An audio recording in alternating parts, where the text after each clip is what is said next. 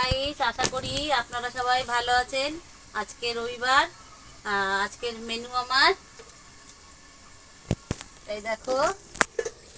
আজকের মেনু আমার এই যে লাল লাল চিকেন কষা, লাউ ভাজা, সর্ষে ফোড়ন দিয়ে, আর হবে সাদা ভাত। ভাতটা এখনো রান্না হয়নি,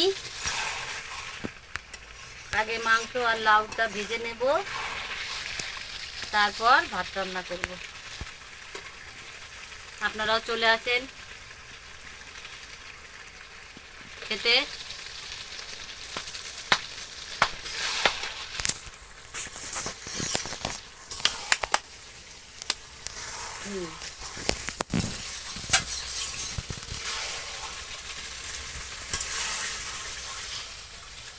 দেখি